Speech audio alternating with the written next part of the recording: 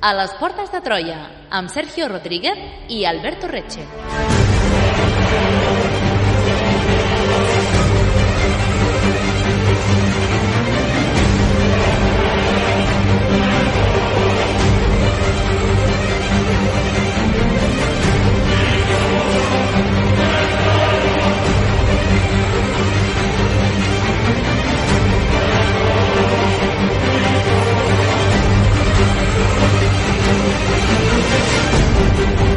Avui recordarem la batalla dels Plans de Bàgrades, una batalla central en el desenvolupament de la Primera Guerra Púnica, que va tenir lloc a l'actual Tunísia, a prop del riu Bàgrades, avui anomenat Wadi Majardà, el principal riu de Tunísia. Aquesta batalla, en principi, era la que havia de posar fi a la guerra que enfrontava a romans i cartaginesos des de feia 9 anys. La República de Roma i els seus aliats portaven avantatge des del principi d'aquesta guerra, tant que l'any 256 es van permetre desembarcar un exèrcit a l'Àfrica per amenaçar directament Cartago i així acabar la guerra. En inferioritat absoluta i amb tots els pronòstics en contra dels cartaginesos, van ser sorprenentment els cartaginesos els que van guanyar la batalla lliurada al mes de maig de 255 i van expulsar els romans d'Àfrica. La guerra, que s'havia d'acabar aquell dia, es va convertir en la més llarga i sagnant de l'antiguitat, durant fins a 23 anys. Benvinguts a la Primera Guerra Púnica. Benvinguts a les portes de Troia.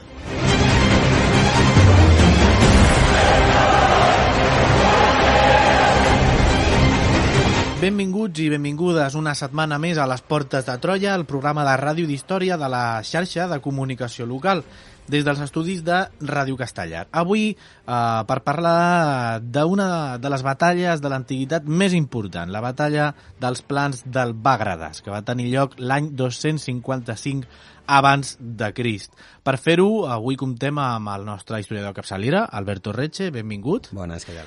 I avui ens acompanya un vell conegut o nou conegut d'aquí de les portes de Troia, ja ha vingut altres vegades, també a parlar d'altres batalles de l'antiguitat. Ell és el Jorge Haro. Benvingut, Jorge. Hola, buenas. Jorge, per no confondre els nostres oients, ¿existeixen més batalles del Bàgrades? Sí, si alguien se pone a buscar información, hallará que es un lugar en el que ha habido varias batallas en la historia antigua. Esta de la que hablamos hoy es la primera y esto pasa porque el Bàgrades es un río que circula cerca de la ciudad de Cartago. Uh-huh. En aquella época la desembocadura estaba en otro sitio, ha cambiado el curso y estaba bastante cerca de la ciudad y por tanto es el acceso estratégico más fácil a la ciudad y las batallas pues han tenido lugar ahí.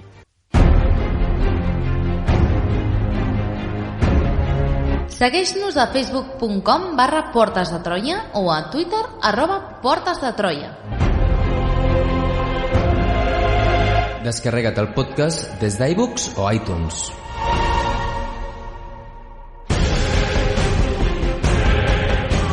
I descobreix tots els continguts del programa a la nostra pàgina web www.portesdetroia.cat.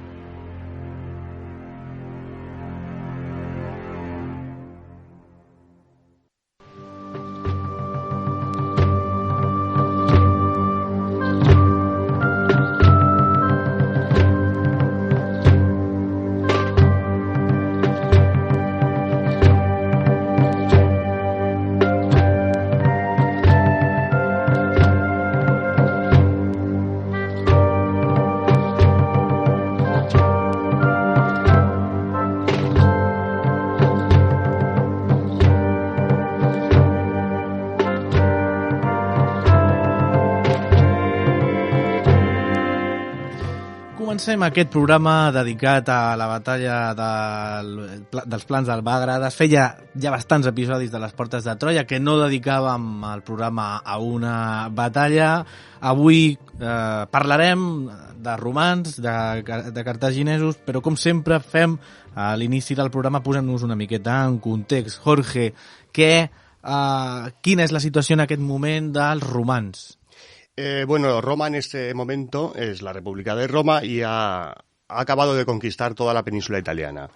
Es decir, todas las ciudades y los viejos enemigos que había tenido en la península, como los etruscos, los samnitas, que son los que durante más tiempo resistieron, y las ciudades griegas del sur, todas habían sido conquistados por los romanos o derrotados y forjado alianzas con los romanos, con lo cual toda Italia, la península en sí, estava sometida a la República.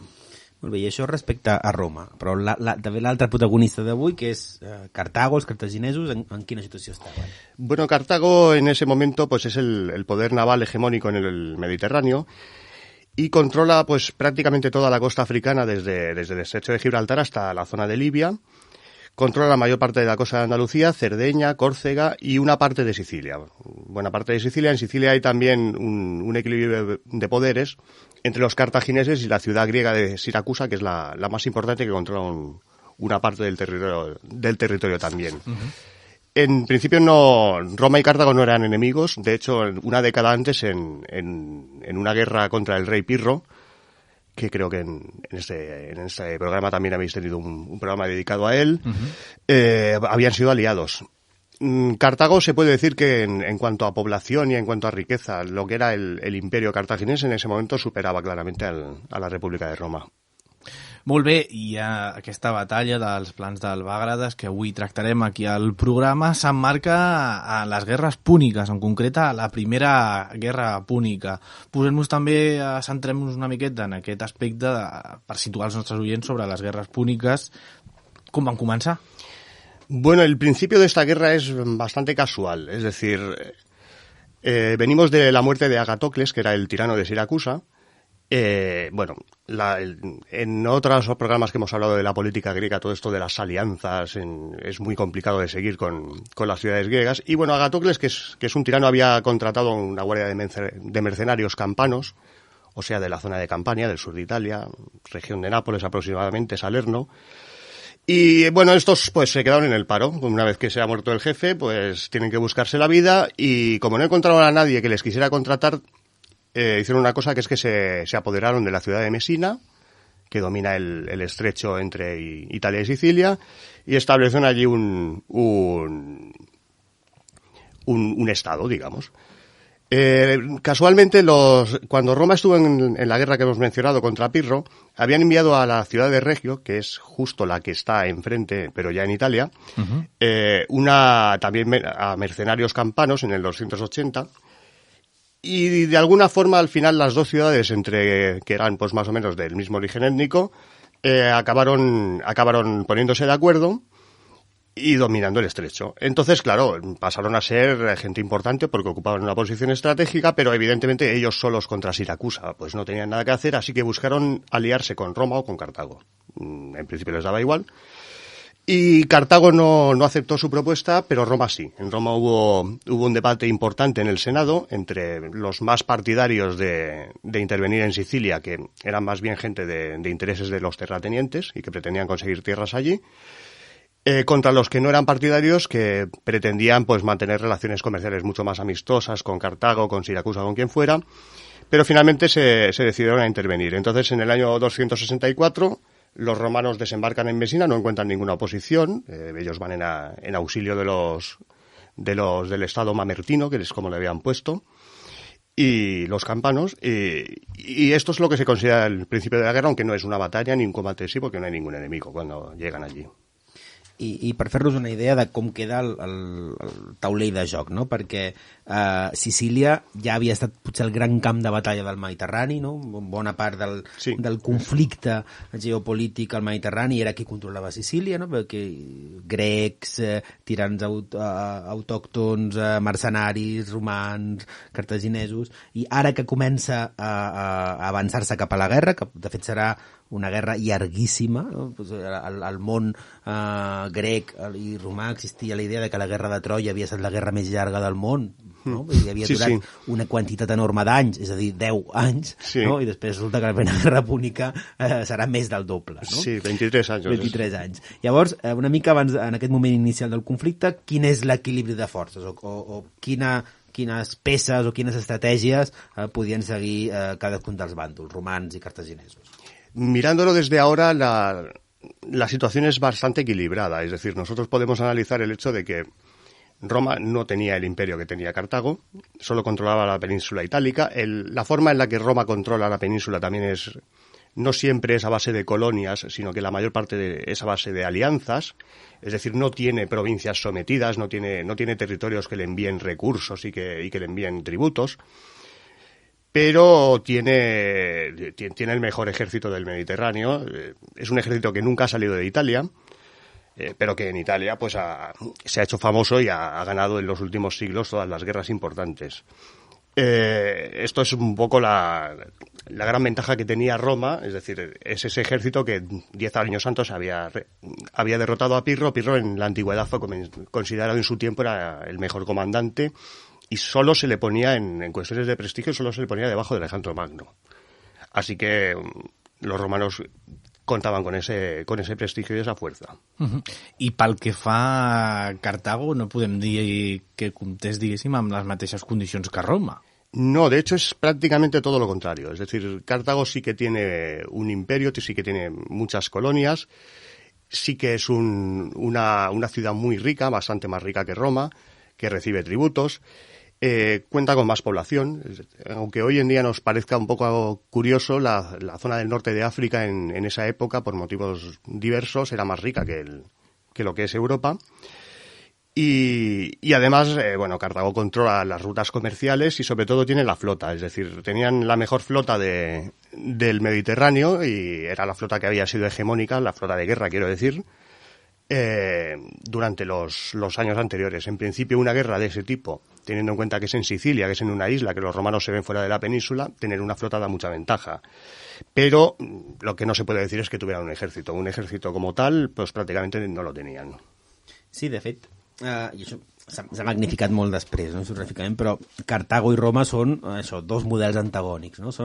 No és que siguin dos enemics amb moltes diferències, sinó és que en tot l'important són les solucions inverses, no? On un hi ha un imperi, l'altre territorial, l'altre fa pactes, el que un tira de factories comercials, l'altre tira de vincles de ciutadania, el millor exèrcit a terra que no té cap experiència en el mar contra el millor exèrcit al mar, però gairebé sense un exèrcit. Llavors, això és fantàstic com a joc d'estratègia, no? És dos maneres de jugar molt diferents. Però potser la pregunta que s'estan fent els nostres oients és per quin motiu Cartago, que és, si estem dient que és una potència rica, poderosa, territorial, amb molta extensió, no té un exèrcit en consonància. Bueno, pues porque a diferencia de lo que pasa con Roma, o de lo que pasa con las polis griegas, que tuvieron ejércitos famosos en la antigüedad, Cartago no tenía una clase media abundante, no tenía ciudadanos propietarios de tierra dispuestos a defender su tierra, o ciudadanos pues artesanos, como los había en cualquier polis griega o en Roma, que eran los que formaban la base social que podía formar un ejército de tipo oblita o legionario, es decir, personas que podían pagarse un equipamiento de guerra de calidad, y que además tenían una motivación para ir a combatir en defensa de su ciudad. Lo que había en Cartago sobre todo era grandes terratenientes con grandes fincas trabajadas por esclavos o semiesclavos de libios, que ni siquiera tienen el mismo origen étnico que los cartagineses, y entonces las clases bajas de la ciudad de Cartago habían conseguido que se aprobase una ley después de una de las guerras anteriores en Sicilia que hacía que no se les pudiera obligar a ir a la guerra si no es que se atacaba a Cartago. Es decir, ellos solo tenían obligación de ir a la guerra para defender su ciudad en el propio territorio de África. Esto es totalmente normal, porque es que toda esta base social no tenía nada que ganar en una guerra exterior. Los que ganaban algo en una guerra exterior eran o terratenientes o sobre todo los comerciantes ricos. I a més, pel que fa a aspectes en quant a la direcció, tot plegat, a la direcció militar, també hi ha diferències importants a remarcar entre Roma i Cartago, oi? Sí, el ejército romano pasa como los de las polis de la época. Está dirigido por magistrados, por políticos, es decir, por personas que están elegidas en un cargo, normalmente durante un año. Los cónsules en Roma durante un año y prácticamente en toda Grecia los cargos son así. Entonces son personas que saben mandar las tropas pues de aquella manera. Los romanos tienen una cierta ventaja, que es que se solían alternar cargos. Entonces una persona podía haber acabado a lo largo de su vida mandando un ejército 3 o 4 veces, ¿no? En Grecia esto era mucho más difícil. Los cartagineses, en cambio, tienen el modelo contrario. Es decir, en Cartago, el ciudadano de Cartago, de una familia noble, acomodada, que decide dedicarse al ejército, tiene prohibido dedicarse a la política. Nunca va a compaginar un cargo político con uno militar. Y los cargos militares no tienen plazo. Por lo tanto, de facto eran profesionales. Es decir, los jefes del ejército en Cartago son gente que se dedica a eso durante muchísimos años o incluso toda la vida. Así que se da la paradoja que, a pesar de que Roma tenía mucho mejores tropas que Cartago, pues Cartago sí que tenía mejores mandos. Molt bé, i arribem ja una mica, després de veure les forces en conflicte, es talla la Primera Guerra Púnica, no? Perquè, com he dit, que té principalment lloc a Sicília, tot i que, paradoxalment, pel que hem anat dient i els oients pues, es pregunten per què Sicília, si en aquell moment ni romans ni cartaginesos tenien interessos però no estaven físicament allà, no? ¿Cómo avanza la cosa? Bueno, cuando empieza la guerra y empieza con el desembarco de los romanos en Mesina, Roma no tiene ninguna colonia ni ninguna ciudad en Sicilia, pero Cartago tampoco. Lo que tienen son ciudades aliados.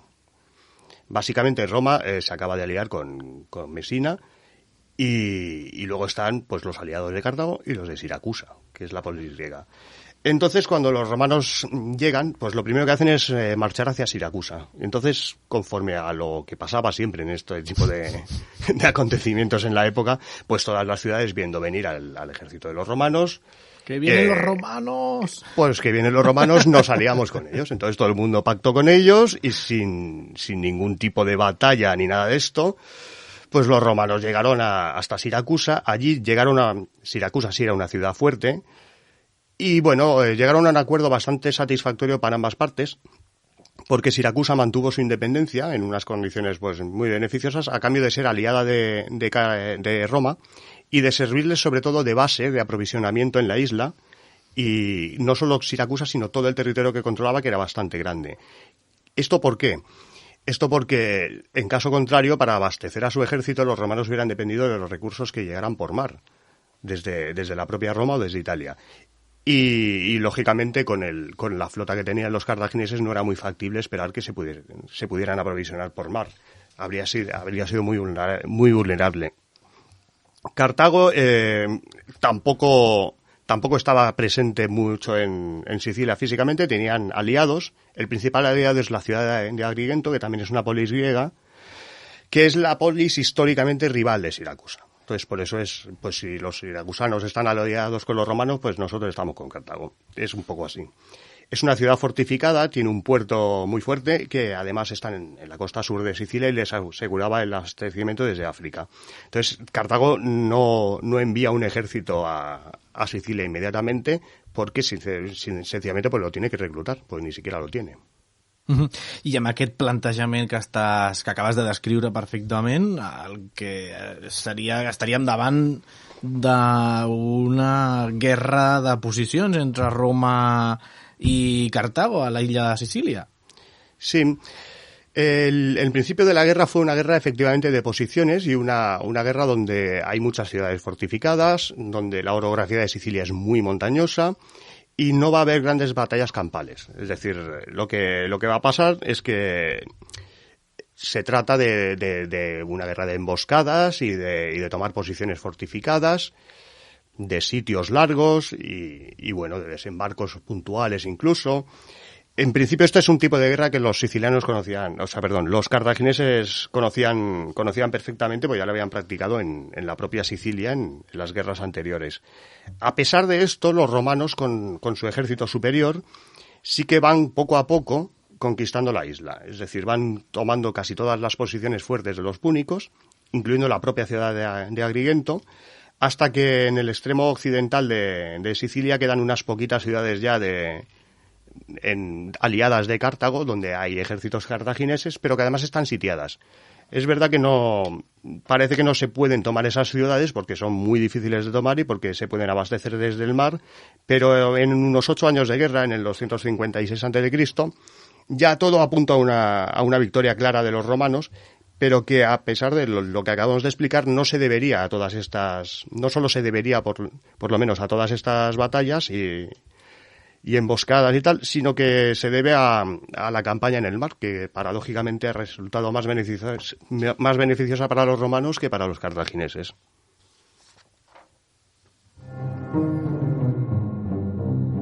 A les portes de Troia, la història a la ràdio.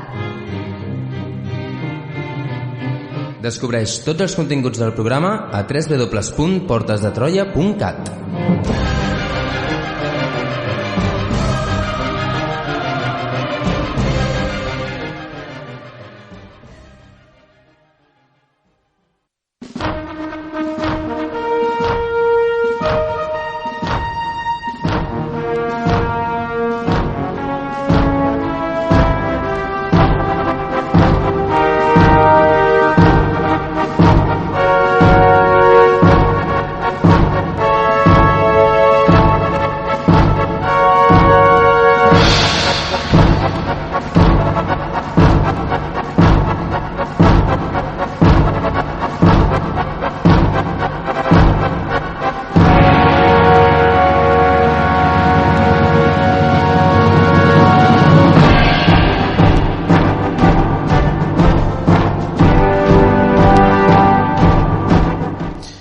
Molt bé, continuem a les portes de Troia, cada cop més a prop d'aquesta decisiva batalla dels plans del Bagrades.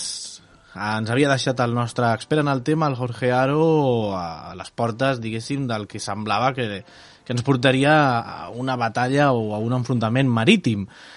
De quina manera aquest avantatge de la superioritat al mar afavoriria els cartaginesos? En què es concreta aquesta superioritat? Bueno, al empezar la guerra, como hemos explicado, los cartagineses tienen la mejor flota del mundo, pero es que los romanos no tienen directamente. Entonces, los cartagineses luchan contra nada. La flota les permite a ellos pues mover sus tropas por todas partes, practicar desembarcos, abastecer al ejército de tierra. Y bueno, entonces la ventaja original es tremenda. Es decir, no se explicaría la resistencia de 8 años en Sicilia si no fuera por la ayuda de esa flota. Lo que pasa es que los romanos muy rápidamente llegaron a la conclusión de que para ganar aquella guerra iban a necesitar una flota. Exactamente no sabemos cómo hicieron una flota, porque no tenían tradición marinera. No hay muchos datos. Puede ser que contasen con ella de Siracusa, de polis griegas. Probablemente les proporcionan los asesores, lo que fuera. También puede ser que tuvieran ayuda de otras ciudades aliadas que sí tenían tradición marinera, como las de Etruria. Incluso puede ser que copiaran los modelos de los cartagineses. Y bueno, no sabemos exactamente cómo, pero ciertamente acabaron teniendo una flota. Sí, això crec que és Polibi qui ho diu, que precisament els romans es fan amb una sèrie de triremes, sí, cartaginesos, i és molt graciós perquè explica tot el procés de desmuntar-lo per aprendre com muntar-lo, i a més explica com s'entrenaven els mariners romans que s'havien d'entrenar a terra. Llavors ells feien el vaixell, el ficaven a la sorra i aprenien a remar sense ficar el vaixell en aigua. I això fa que la primera batalla es maregin tots i la perdin. Sí, esta és una de les versions. Sí, però arqueològicament s'ha pogut afinar una mica això, perquè fa uns anys van descobrir-se alguns pessis de naus cartagineses i es va veure que en l'ensamblatge les fustes anaven numerades, una mica com a moble d'Ikea, perquè us feu una idea, no? L'1 amb l'1, el 2 amb el 2, llavors, perquè clar, els cartaginesos tenien molta producció de naus i era un sistema d'ensamblatge ràpid. I això explica que, possiblement, agafant una nau cartaginesa, no? que les fustes van numerades, desmuntant-la, no? Pots veure com muntar-la. Me'n vaig amb la idea del Càrtago a l'Ikea de muntar vaixells, eh? Quan es va veure això, lo de Polibi, no? Com que tenia més sentit, no? Que fos fàcil aprendre amb tot lo complicat. Si hi ha un moble de l'Ikea et sobran coses, imagina't. Sí.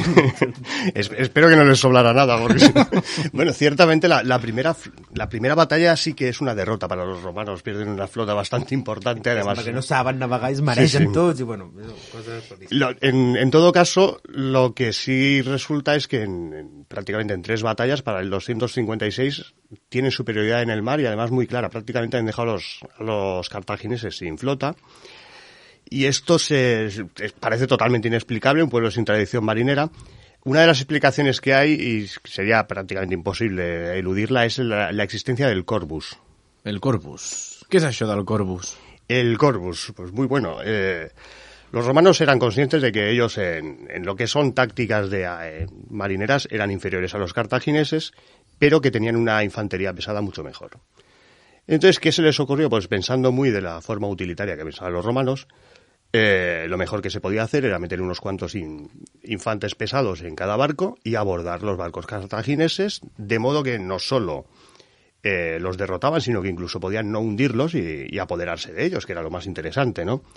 Entonces inventaron una especie de puente levadizo. Es un artilugio que realmente no sabemos exactamente cómo era. Solo se utilizó en esta guerra y solo en la primera parte de la guerra y luego nunca se usó nunca más. Després veurem per què. Luego Després veurem sabremos por qué. Era una especie de puente levadizo que se tiraba contra el barco enemigo, llevaba lo que le da el nombre de Corvus, una especie de pico, como si fuera de un cuervo, que se tenía que clavar en la madera del barco contrario, y entonces por esa pasarela rápidamente se metían unos cuantos legionarios bien armados, y claro, los marineros no eran rivales para ellos y simplemente se tenían que rendir.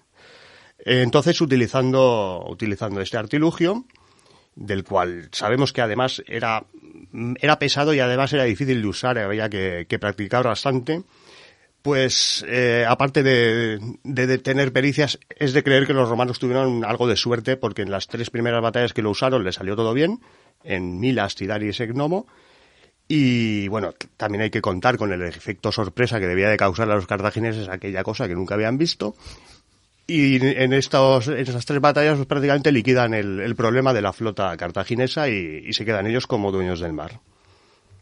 Molt bé. Lluny d'acabar aquí el conflicte, sobre els governants en aquell moment comença a planar la idea de que poder la guerra s'havia de portar a l'Àfrica. Anirà per aquí la cosa? Anirem directament a l'Àfrica a lluitar? Sí, después de la batalla de Gnomo, el cónsul Atilio Régulo pues pensó que lo mejor que podía hacer era invadir África para terminar la guerra, porque era una guerra que estaba durando 8 años, cosa mucho más larga y más costosa de lo que estaban acostumbrados. No sabían lo que les quedaba por delante, ¿no? Pero bueno. Entonces, como acababa en Egnomo de derrotar a una flota de 350 barcos, que se estima que podían armar hasta, bueno, entre marineros y tropas hasta 150.000 hombres, y que es una batalla totalmente decisiva, porque de hecho es la batalla más grande de la antigüedad, y bueno, yo de la antigüedad seguro, y no sé incluso si de la historia. Batalla naval con 150.000 hombres, no lo sé. Entonces, evidentemente, lo que se podía hacer era atacar Cartago, que prácticamente estaba indefensa, y además ya había precedentes de esto, porque en el 310 a.C. Agatocles de Siracusa, del que hemos hablado antes, en un momento en que estaba sitiado en Siracusa por los cartagineses, embarcó por sorpresa un ejército pequeño hacia África y fue directo a intentar tomar Cartago. No consiguió tomar Cartago, pero lo cierto es que provocó tal pánico, porque no tenían ni ejército en la ciudad, que los cartagineses hicieron una ofensiva precipitada en Siracusa, perdieron la batalla y acabaron pactando la paz. Y bueno, la idea de que un pequeño ejército en África contra una ciudad prácticamente indefensa podía acabar liquidando la guerra era bastante fácil de pensar, porque además muchas de las ciudades africanas que estaban sometidas a Cartago se podían cambiar de bando, como hemos visto antes que pasaba en Sicília també. Molt bé, i llavors és quan arriba finalment aquest desembarcament a l'Àfrica. ¿Qué pasa llavors? Bueno, primero, tanto Atilio Régulo como Lucio Manlio, los cónsules, pues reúnen las legiones, preparan la flota, se toman un tiempo y desembarcan sin ningún tipo de oposición, o sea que además van desembarcando en varias tandas en el promontorio de Hermaya, que está en esta península que hay al frente de Sicilia en Túnez. Y bueno, antes de marchar hacia Cartago, pues primero tendrían que tomar una ciudad, Aspis, que además creo recordar que su nombre quiere decir escudo, y realmente sirvió como tal. Porque el tiempo que tardaron en tomar Aspis es el poco tiempo que tuvieron los cartagineses para preparar la defensa. Tomaron Aspis y por las fuentes no sabemos si simplemente se rindió o la tuvieron que asaltar. Las fuentes hablan también de que se tomaron unos 20.000 esclavos, eso indicaría que tuvo que haber una batalla importante y un asalto, pues si no haces 20.000 prisioneros. Y aquí ya llegó el invierno, entonces pues nada, simplemente en invierno no se combatía a gran escala, pero se dedicaron pues a saquear campos y a pedir instrucciones al Senado romano. El Senado tomó una decisión que luego veremos que es controvertida, que es que le pidió a uno de los cónsules, a Manlio, que volviese a Roma con la mitad del ejército y con parte de la flota y que se trajera a los prisioneros. Así que dejaron a Atilio Régulo solo con 15.000 hombres, más 500 jinetes aproximadamente. A ellos les parecía que con eso era suficiente para derrotar a Cartago porque no había más tropes aparentemente en la ciudad. Uh-huh. I tot i les decisions que semblen perilloses per part del Senat romà, Atilio Régulo continua endavant i hi haurà un enfrontament a Adis amb els cartaginesos. Com ho faran aquests sense pràcticament tenir un exèrcit per fer front als romans, Jorge? Bueno, Atilio Régulo, como hemos comentado, se quedó el invierno pues saqueando campos y haciendas de terratenientes cartagineses hasta que los cartagineses tuvieron que reaccionar de alguna manera. Y también estaba consiguiendo que algunos aliados libios de Cartago se cambiaran de bando y pasaran a ser aliados de Roma, lo cual implica que su ejército, que en principio era de 15.000 hombres pequeño, podía ir engordando, ¿no? Al final los cartagineses deciden salir con lo poco que tienen a campo abierto, reclutan un ejército de ciudadanos que, como hemos comentado antes, no estaban obligados a combatir fuera de África, pero allí sí. Uh-huh. Y con ese pequeño ejército es con el que salen a luchar en Adis contra los romanos.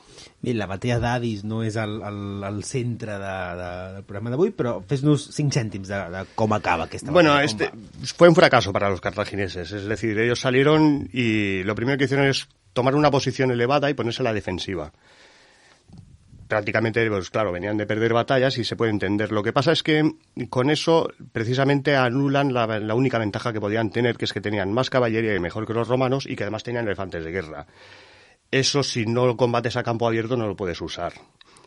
Entonces, de esta batalla tampoco hay muchos más datos. Los romanos dan unas cifras de bajas, los historiadores, que son imposibles de creer, porque entonces hubieran perdido la guerra los cartagineses aquel día.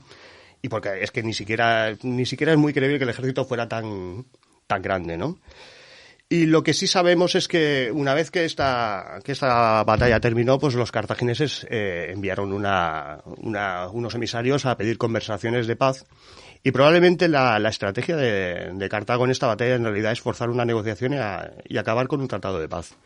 Molt bé, i aquestes converses que, com tu acabes d'explicar, ara poder eren l'objectiu inicial de Cartago, com van? Fructifiquen? Com funciona? Bueno, las conversaciones no salieron bien, porque si no el programa se acabaría ahora y no llegaríamos a llanos de Bagradas. Pero bueno, no sabemos muy bien qué pasó. Según Dion Casio, no prosperaron las conversaciones porque las condiciones que exigió Roma eran muy duras. De hecho, incluso son más duras que las que consiguieron los cartagineses cuando ya después pierden la guerra. Hay otra teoría que apunta que realmente las conversaciones eran para ganar tiempo y que Cartago pretendía seguir luchando. La verdad es que no lo sabemos.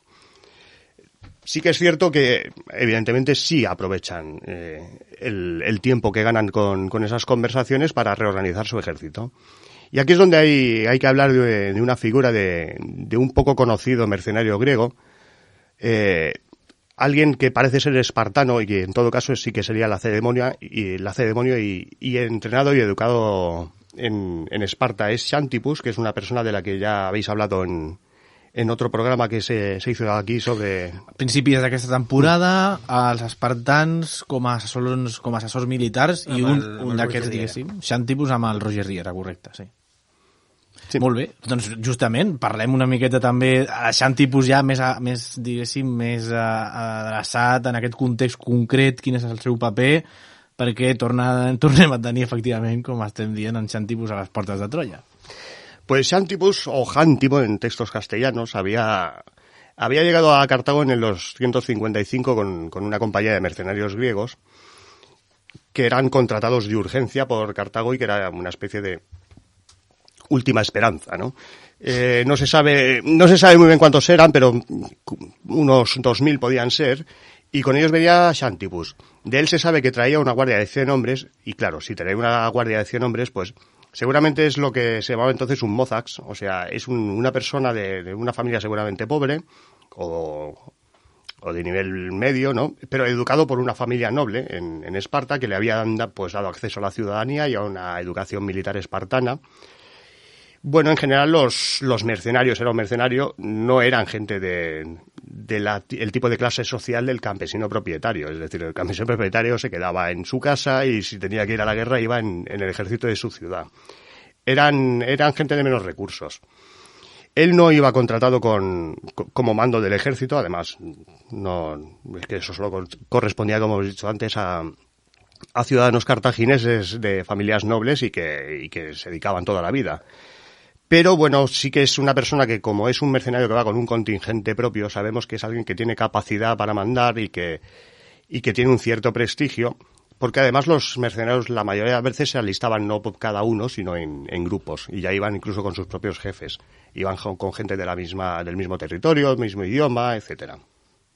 Molt bé, i quin paper jugarà Xantipus en aquest conflicte entre Cartago y Roma? Bueno, después de las derrotas, el ejército cartaginés se tuvo que rehacer totalmente para poder ser capaz de librar una batalla.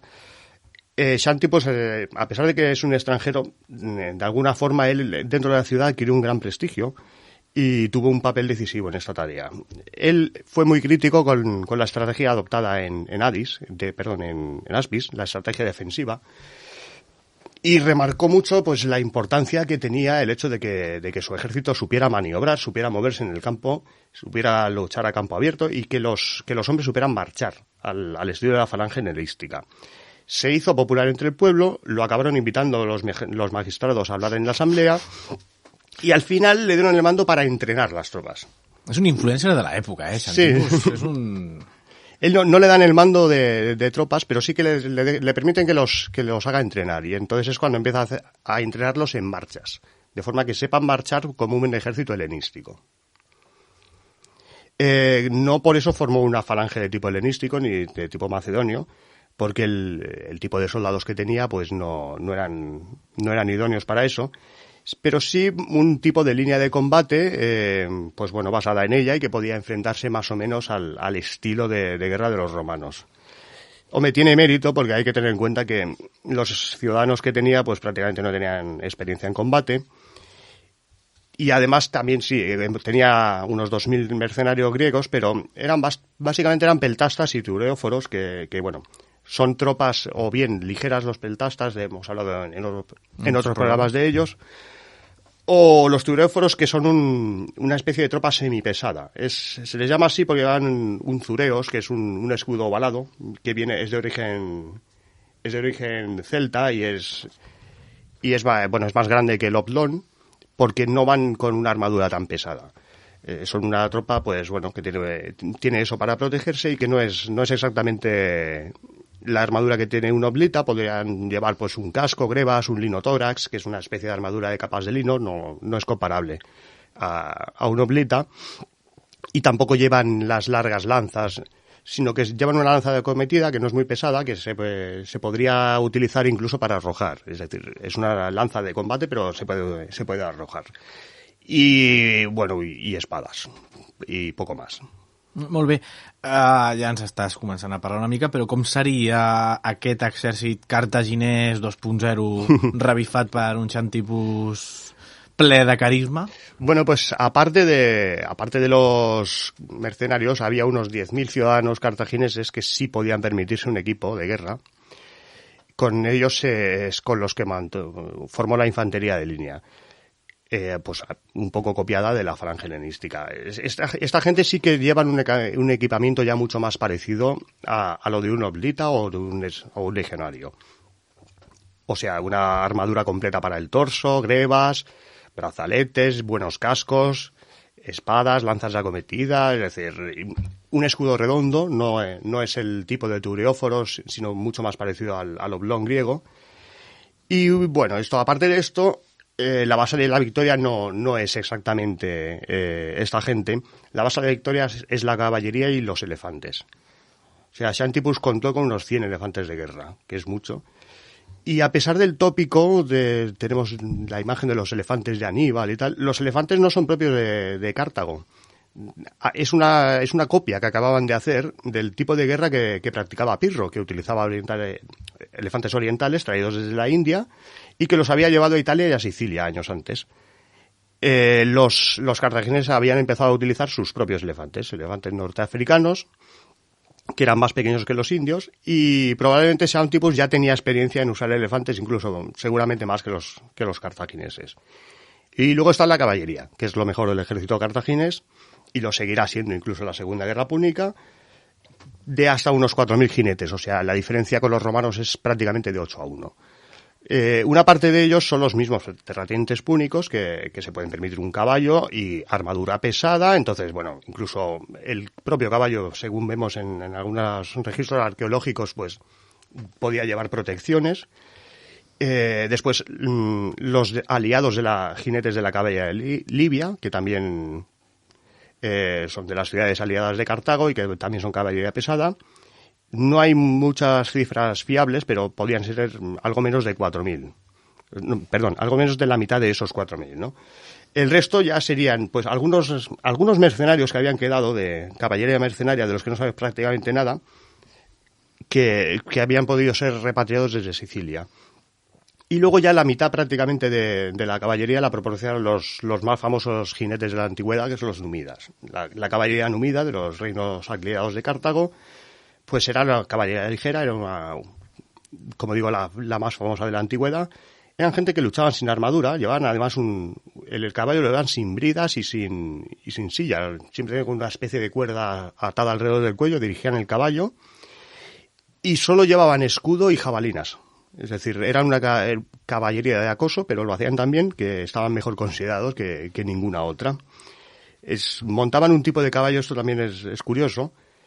Nos podemos imaginar hoy los caballos que hay en África o en el sur. Y no, montaban un caballo de tipo lanudo, muy resistente, muy fuerte, que se criaba en las montañas y que hoy en día está extinguido.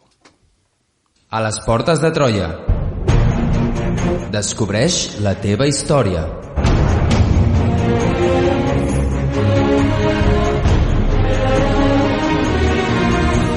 Troba'ns a facebook.com/Portes de Troia i a Twitter @Portes de Troia.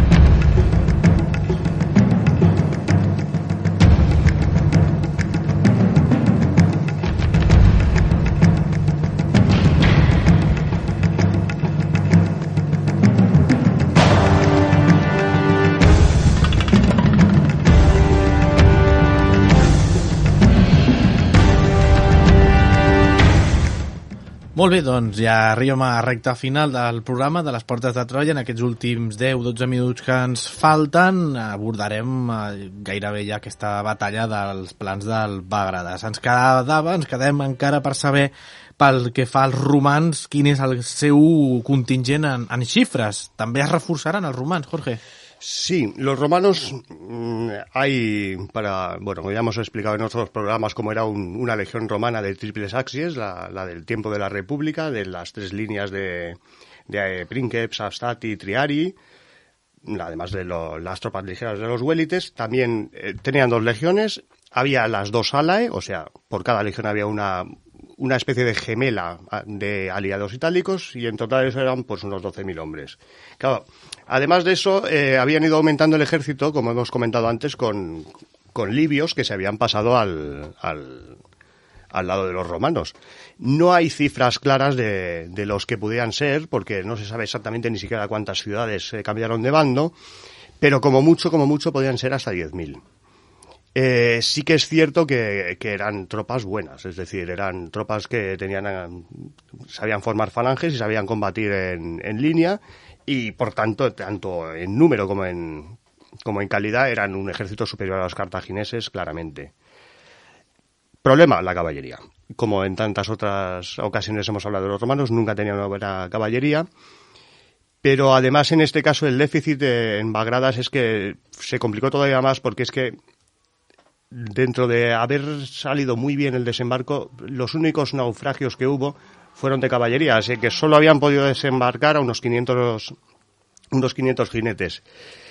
Y bueno, a eso sí que hay que sumar a un número de jinetes libios que se les habían aliado, que seguramente sería superior a los 500 romanos, debió haber más libios que romanos, pero que ni de lejos podían llegar a los 4.000 que organizaba el ejército contrario, y que además sabemos que en lugar de repartirse los flancos y ponerse uno en cada lado, tanto romanos como libios se fusionaron, se mezclaron sus tropas y formaron los dos flancos al mismo tiempo. Molt bé, però tot i així, tot aquest naufragi de cavalls, que ara eren cavallitos de mar, tot apunta, per les xifres que estàs dient, a un xoc de grans dimensions entre romans i cartaginesos. Com formarien aquestes tropes? Bueno, los ejércitos pues se encontraron en la llanura del río Bagradas en la primavera de 255 a.C., probablemente en mayo, no sabemos la fecha. Y la iniciativa del combate la toma Xantipus, es decir, él tiene 100 elefantes y los ordena cargar contra la línea romana. Jo faria el mateix. Tens un elefant, Creo que todos. Entre otras cosas porque cuando se ponen nerviosos son más peligrosos para ti que para el enemigo. Millor davant que darrere. Pues esto fue el inicio de la batalla. En el ala derecha de Cartago iba Xantipus con los 2.000 mercenarios, que eran teóricamente la tropa de élite. Y el resto, pues, el resto de la línea formada por los ciudadanos cartagineses. Claro, para enfrentar a los elefantes a tiro y régulo, dispuso lo que llamaban una formación de manípulos profunda. ¿Qué quiere decir esto? Quiere decir que formaban con muchos hombres de fondo para dejar como sitio para que los elefantes pasaran y atacarles por el flanco. Es muy parecido a lo que hizo Publio Cornelio en Zama. Sin embargo, en la antigüedad se criticó mucho a Régulo por impericia y por haber perdido esta batalla, mientras que en realidad casi hizo lo mismo que Publio Cornelio, al que le salió bien. Hay que señalar que las críticas, pues yo creo que son exageradas, porque hay que tener en cuenta que en el área izquierda, por ejemplo, Régulo sí que fue capaz de parar a los elefantes y ganó la batalla a los mercenarios, y que además en Zama también el mismo Publio Cornelio en una primera instancia estuvo a punto de perder la batalla. Parar una carga de elefantes pues no es tan fácil como leerse un libro y decir que lo hizo así. Que seguir Legolas és complicat. Bueno, claro. Com serà, Jorge, el desenvolupament de la batalla? Bueno, pues el ala izquierda romana empezó a combatir con los mercenarios griegos de Xantipus, que eran, como hemos dicho, las mejores tropas, y paradójicamente perdieron los mercenarios. Es decir, tuvieron que empezar a retirarse, y de los 2.000 que había tuvieron unos 800 muertos. Esto es un 40% de bajas, que es una cifra exageradísima, y que además, siendo mercenarios, que tenían costumbre de, bueno, cuando las cosas van mal, un poco desaparecer de aquí, pues todavía más sorprendente. En el ala izquierda, pues, entonces el ala izquierda romana se dedicó a perseguir a los mercenarios griegos hasta su campamento.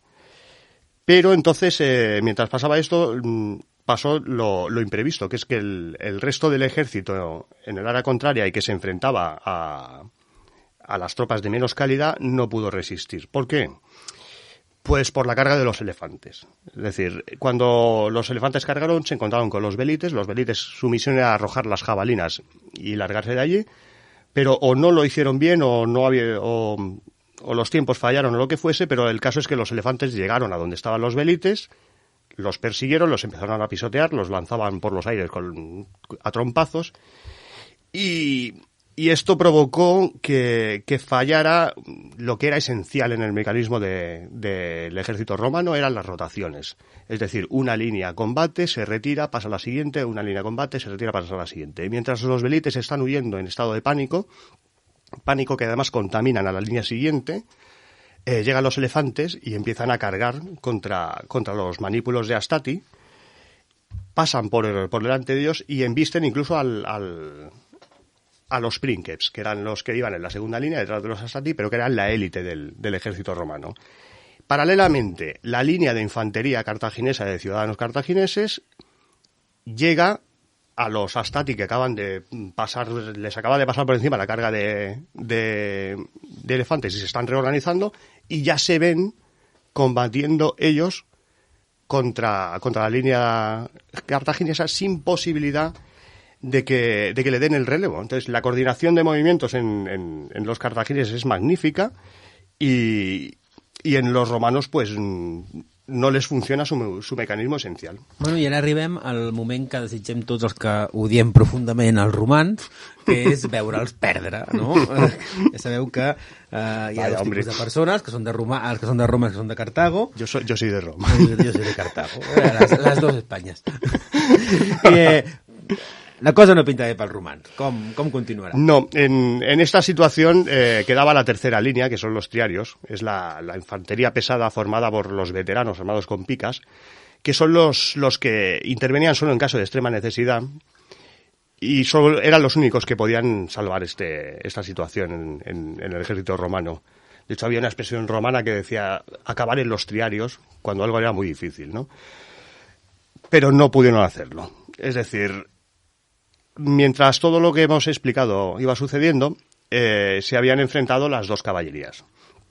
Se enfrenta la caballería romana con la cartaginesa y los cartagineses con gran superioridad numérica y con tropas de más calidad, pues obviamente lo que hacen es provocar la huida de los romanos del campo. Y a partir de aquí, lo que solía pasar en la antigüedad es que la caballería o bien hubiera perseguido a los romanos, o bien se hubiera quedado en reserva esperando a la desbandada del ejército romano para ir a masacrarlos. Este es un poco cómo funcionaba la caballería. En cambio, esta caballería, este día, y esto pasará después también en Cana, y por eso también esta batalla, aunque es muchísimo menos conocida que la de Cana, en cierto modo anticipa los movimientos que no se habían visto anteriormente. Lo que hace la caballería es volver sobre sus pasos y atacar por la espalda a los triarios, cosa que ya hace totalmente imposible que funcione el sistema de relevos. De los 3 relevos previstos en el ejército romano, no funciona ninguno. Todos los del ejército romano quedan rodeados, excepto los 2.000 hombres que iban en el lado derecho, que se han ido persiguiendo a Xanthipus con sus mercenarios. Y que estos fueron pues prácticamente los únicos en salvarse, porque como cuando estaban prácticamente asaltando el campamento estaban asaltando el campamento de los cartagineses, de los mercenarios, se dieron cuenta de que la batalla estaba perdida y se retiraron ellos a su propio campamento en Adis. En definitiva, tot això no podia haver estat pitjor pels romans, lo siento, Jorge, però surten guanyant els cartaginesos. Sí. Bueno, com diria Aníbal més tard, me encanta que los planes salgan bien. Sí, pues los romanos se quedaron totalmente rodeados y sufrieron una masacre porque no solo estaban rodeados, sino que además por en medio estaban los elefantes. Es una cosa, yo no quisiera haber estado allí, vamos. Se calcula que murió el 80% del ejército. Esto es una barbaridad en la antigüedad. No había ninguna batalla que pasaran estas cosas. Hemos hablado de alguna batalla muy sangrienta como Pinda, en la que masacran a la falange macedonia, la propia de Cana, que muere más de la mitad del ejército romano, pero un 80% es una barbaridad. Y bueno, lo cierto es que la falange la línea parecida a la falange de cartagineses tuvo muy pocas bajas. Fue una batalla muy fácil de ganar.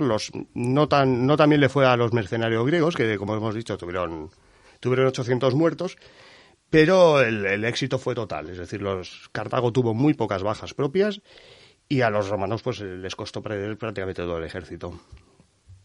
Però el pitjor encara estava per arribar amb la catàstrofe de Camarina. Jorge, què va passar amb aquest intent dels romans d'evacuar les seves tropes a l'Àfrica?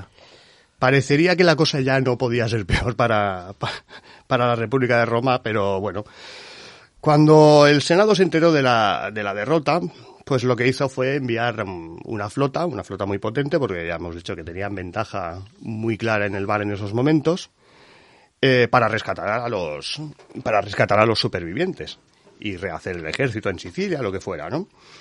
Entonces, efectivamente, los barcos llegaron hasta África, los supervivientes embarcaron en los barcos y cuando se dirigían a Sicilia, pues se encontraron una tormenta en Camarina y la tormenta destruyó prácticamente la mayor parte de los buques. Se cree que de 364 navíos que eran, si las cifras que dan los historiadores romanos son correctas, se salvaron solo 80. Bueno, aquí antes habíamos dicho que el Corvus dejó de utilizarse a pesar de haber funcionado tan bien en estas 3 ocasiones que hemos dicho, y parece una cosa un poco contradictoria, pero claro, sí se sabe que el Corvus era pesado, que era muy difícil de utilizar, que había que tener cuidado con él. Y en Camarina el hecho de que los barcos romanos llevaran el Corvus hizo que se hundieran casi todos. Se ve que desestabilizaba totalmente el barco y las tormentas pues se los acabaron cargando. Como resultado, pues Roma se queda prácticamente sin supervivientes. Creo recordar que se calculaba que de los 2.000 rescatados en África, que ya eran rescatados de un ejército de 12.000, llegan 60 a Roma, me parece.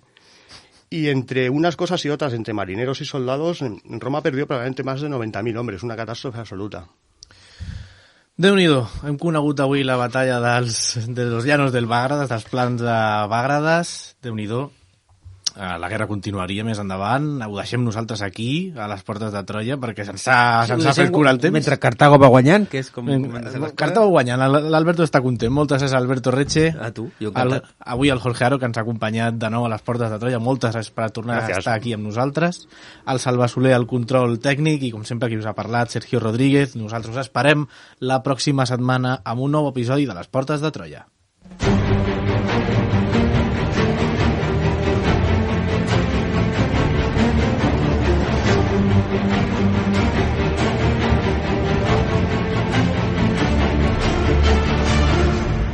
A les portes de Troia, amb Sergio Rodríguez i Alberto Reche.